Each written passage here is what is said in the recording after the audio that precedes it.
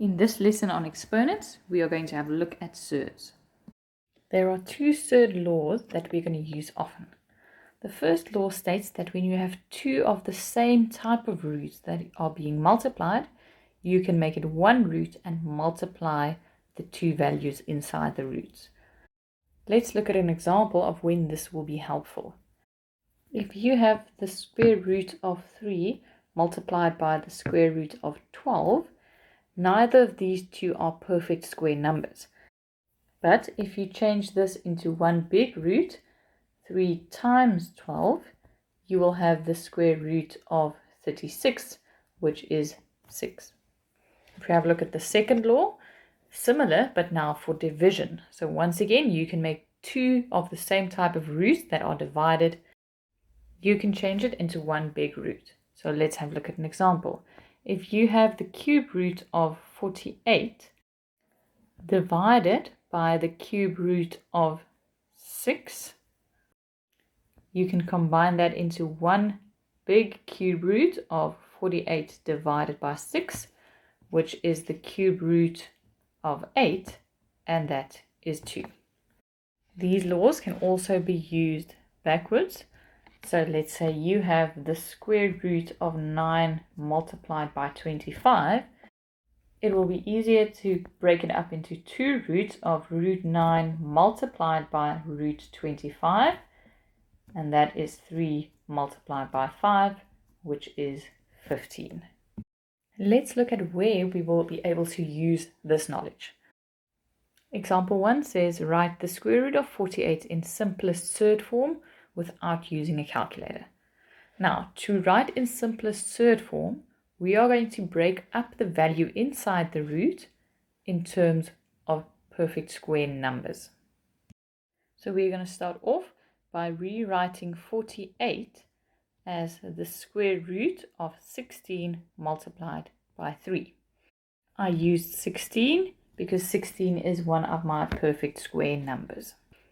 Now I can use my law that says I can now break it up into two separate root forms.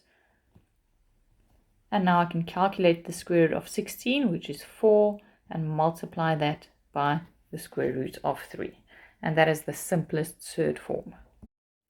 Let's have a look at the next example. In example 2, they say simplify without the use of a calculator. In A, we now have two terms that have a root in them. So I'm going to simplify each root on its own. So I'm going to start off rewriting 8 in terms of perfect square numbers. So that will be 4 times 2. And the same for 32, which I'm going to rewrite as 16 times 2. Now I can break it up into the root of 4 multiplied by the root of 2 plus the root of 16 multiplied by the root of 2. The square root of 4 is then 2 multiplied by root 2, and the square root of 16 is 4 multiplied by root 2. Now these two terms are similar because they both have the root 2. So I have 2 root 2 and I add another 4 root 2, which will give me 6 root 2. In example B, both terms in the bracket are already in simplest surd form. Therefore, we can start multiplying out. So I'm going to write this bracket out twice. If you know the shortcut, you are more than welcome to use it. So now I'm going to multiply those two brackets. I'm going to start off with root 2 multiplied with root 2. That will give me the square root 2 squared, which is 2. Next, I'm going to multiply square root 2 by minus square root 3. So that will be minus square root 2 times square root 3. And the same for the two middle terms. Minus square root 2 times square root 3.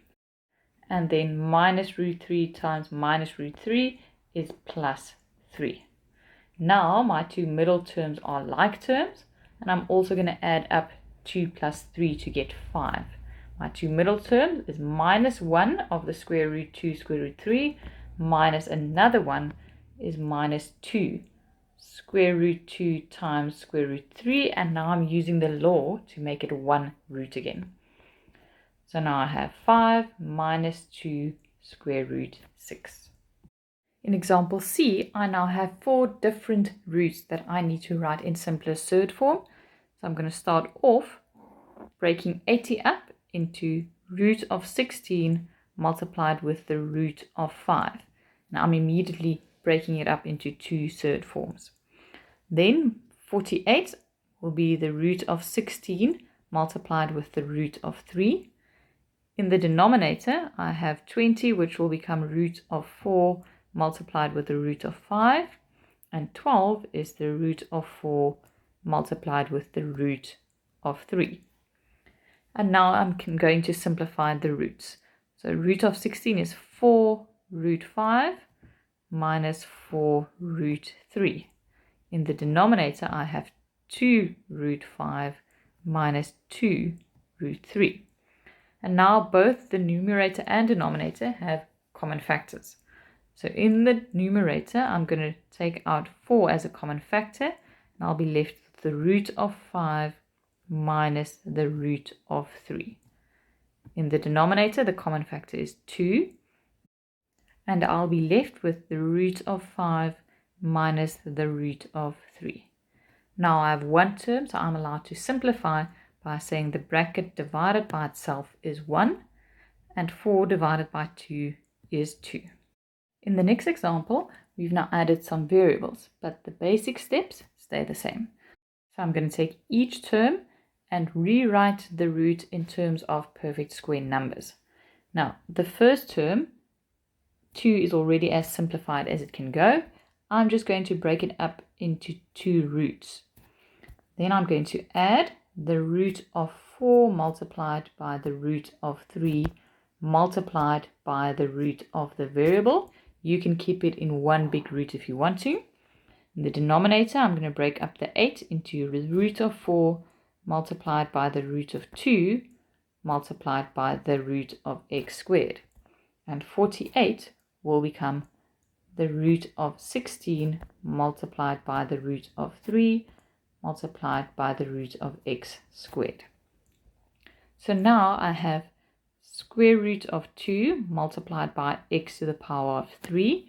Now the reason for the x to the power of 3, I'm going to remind you that a root can be rewritten as the denominator of the exponent, and this was a square root, so I'm going to divide by 2 to get x to the power of 3. In my next term, I now have 2 square root 3 multiplied by x to the power of 3. The denominator, I have 2 root 2 multiplied by x to the power of 1 plus 4 root 3 multiplied with x to the power of 1. And now, just like in C, I have a common factor at the top. So I'm going to take out x to the power of 3, and I'll be left with the square root of 2 plus 2 times the square root of 3. In my denominator, I'm going to take out 2x, and I'll be left with the square root of 2 plus 2 times the square root of 3. Now, once again, the brackets are exactly the same. So the bracket divided by itself is 1. And then I'm going to simplify x cubed divided by x. So that's x squared divided by 2.